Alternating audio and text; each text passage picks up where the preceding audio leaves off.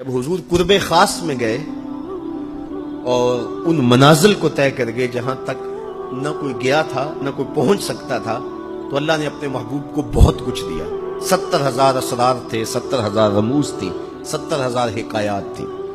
محبوب کی جھولی میں بہت کچھ ڈالا اور ڈال کر کے کہا بما اشرفک یا احمد، اے محبوب یہ تو میں نے خود دیا ہے، اب تو اپنی چاہت بھی بتا، تیری چاہت کیا ہے۔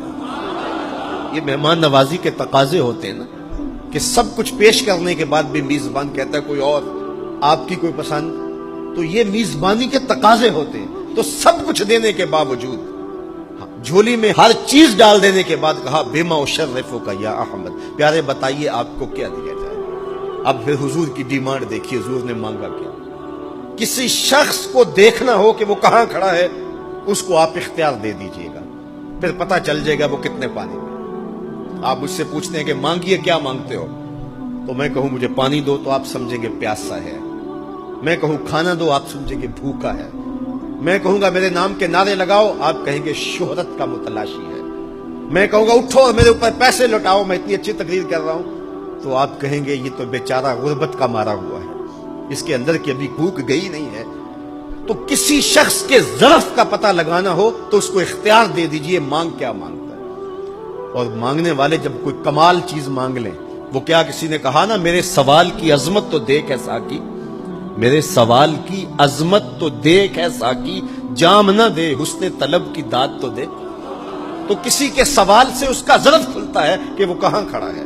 اب حضور کو اختیار دیا جاتا ہے محبوب مانگیے کیا مانگتا ہے۔ مال و زر مانگا، دولت مانگی، یہ تو قدموں میں رلتے تھے، حضور آنکھ اٹھا کے نہیں دیکھتے تھے، تو پھر مانگا کہا بنسبتی الیک بالعبودیہ، اے اللہ ساری زندگی میں کہتا رہا کہ تو میرا رب ہے۔ یہ میں نے غاروں میں بھی کہا، یہ میں نے پہاڑوں پہ بھی کہا، طائف کے بازاروں میں بھی کہا، مکے کی گلیوں میں بھی کہا، برستے پتھروں کے سائے میں بھی کہا، میرے سر انور پہ اوجلی ڈالی جاتی رہی، میں نے سر نہیں اٹھایا اور کہا کہ تو میرا رب ہے۔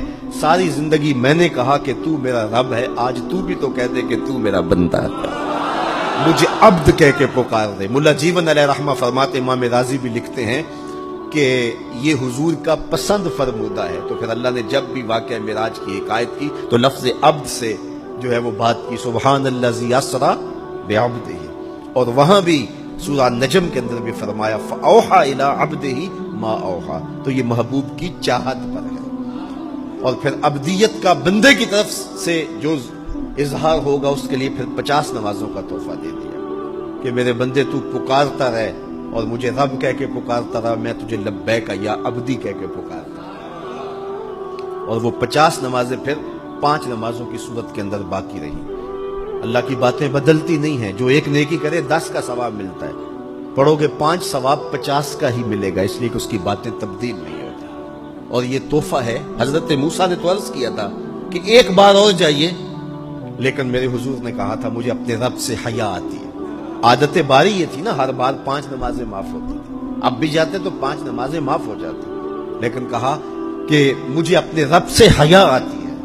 اب امت کو کیا حیا نہیں کرنی چاہیے کہ 5 نمازیں امت کے لیے رہ گی، ثواب 50 کا ہی ملے گا، اور معراج کا خاص تحفہ لے کر آئے اور کہا کہ صلاۃ و معراج المومنین، یہ مومن کا معراج ہے۔ میں تو سر عرش پہنچا ہوں، لیکن تمہارا معراج کیا ہے؟ تم سجدے میں سر جھکاؤ، دیکھنا تمہارا مالک تمہیں کتنا قرب دیتا ہے۔ جب کوئی شخص سجدہ ریز ہوتا ہے اس پہ اتنی رحمتیں اترتی ہیں، اگر اسے پتہ چل جائے کہ یہ رحمتیں نازل ہو رہی ہیں، وہ سجدے سے ساری نہ اٹھائے۔ تو اس کے حضور بندگی کو بجا لانا، یہی بندے کی معراج ہے۔